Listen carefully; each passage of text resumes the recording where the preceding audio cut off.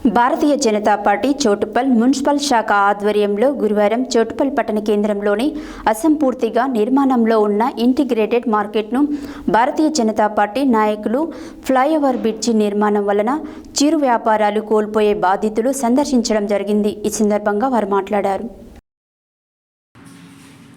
Bharatiya Janata party Choutuppal municipal శాఖ ఆధ్వర్యంలో గురువారం చౌటుప్పల్ పట్టణ కేంద్రంలోని అసంపూర్తిగా నిర్మాణంలో ఉన్న ఇంటిగ్రేటెడ్ మార్కెట్ను భారతీయ జనతా పార్టీ నాయకులు ఫ్లైఓవర్ బ్రిడ్జి నిర్మాణం వలన చిరు వ్యాపారులు కోల్పోయే బాధ్యతలు సందర్శించడం జరిగింది.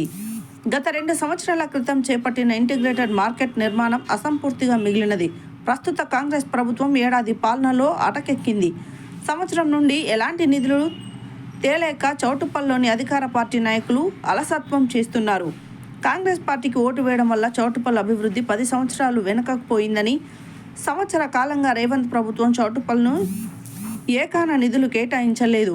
చౌటుప్పల్ ఫ్లైఓవర్ బ్రిడ్జ్ నిర్మాణం జరుగుతున్న సందర్భంలో రోడ్డుకి ఇరువైపులా ఉన్న వందలాది చిరు వ్యాపారుల పరిస్థితి అగమ్య గోచరంగా తయారైందని, కూరగాయ వ్యాపారులకు ఏ విధంగా కేటాయించినారో చిరు వ్యాపారులకు తక్షణం ఆ స్థలాన్ని కేటాయించాలని, లేనిచో వందలాది కుటుంబాలు వీధిన పడే పరిస్థితి ఏర్పడుతుంది. కనుక త్వరితగతిన ఇంటిగ్రేటెడ్ మార్కెట్ నిర్మాణం పూర్తి చేసి కూరగాయల వీధి వ్యాపారులకు అందుబాటులోకి తేవాలని కోరుతున్నారు.